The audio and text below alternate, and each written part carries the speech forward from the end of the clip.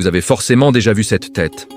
Ce visage rose, flasque, avec un gros nez et un air de grand-père qui vient de rater son bus sous la pluie.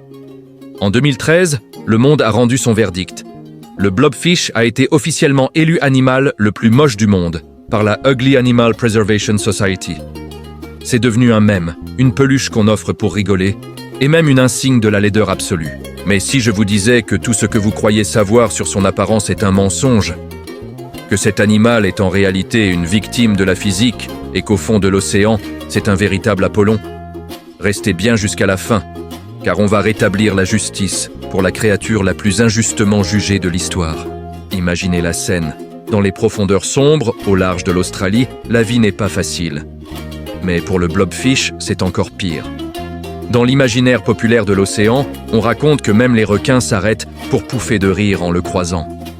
Les calmars géants l'évitent et les poissons lanternes l'utilisent comme exemple pour faire peur à leurs petits. Si tu ne manges pas ton plancton, tu finiras par ressembler à un blobfish. Il est le souffre-douleur des abysses. Pourquoi ? Parce qu'on l'a sorti de son élément pour l'exposer sous les projecteurs, dans un monde qui n'est pas le sien. C'est comme si on vous forçait à faire un selfie juste après avoir subi une accélération de 10 G dans une centrifugeuse.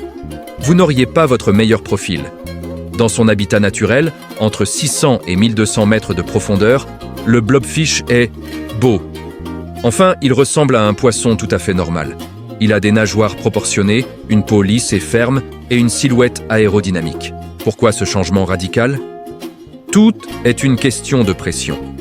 Là où il vit, la pression est environ 100 fois supérieure à celle que nous ressentons à la surface. Pour survivre sans être écrasé comme une canette de soda, le blobfish a développé une stratégie géniale. Il n'a quasiment pas d'os et presque aucun muscle ferme. Son corps est principalement composé d'une masse gélatineuse, dont la densité est légèrement inférieure à celle de l'eau.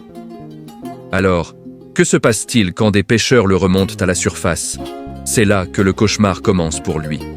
En remontant, la pression diminue drastiquement. Imaginez un ballon de baudruche qui gonfle jusqu'à déformer tout ce qu'il y a à l'intérieur.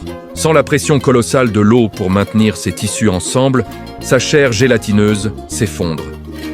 Sa peau se détend, ses traits s'affaissent et ses organes sont littéralement broyés par la décompression. Ce que vous voyez sur les photos célèbres, ce n'est pas un poisson moche. C'est le cadavre défiguré d'un animal qui a subi un traumatisme physique inimaginable. Ce mébo est un peu comme si on jugeait la beauté des êtres humains en regardant quelqu'un qui vient d'être exposé au vide de l'espace sans combinaison. Pas très juste, non ? Malgré son titre d'animal le plus moche de l'histoire, le blobfish est un héros de l'évolution. Il vit là où l'homme ne peut pas survivre une seconde sans des millions d'euros d'équipements technologiques. Il flotte tranquillement dans le noir total, économisant son énergie, attendant patiemment que de la nourriture lui tombe dans la bouche. Alors, la prochaine fois que vous verrez ce visage rose et triste sur Internet, ne riez pas trop vite. Rappelez-vous que c'était un roi dans son royaume et que c'est seulement la cruauté de la physique et des filets de pêche qui l'a transformé en mème. Et vous ? Seriez-vous toujours aussi beau si on vous enlevait 100 fois la pression de l'air d'un coup ? On parie que non. Partage cette vidéo pour redorer le blason du blobfish et dis-moi en commentaire quel autre animal moche mérite qu'on prenne sa défense.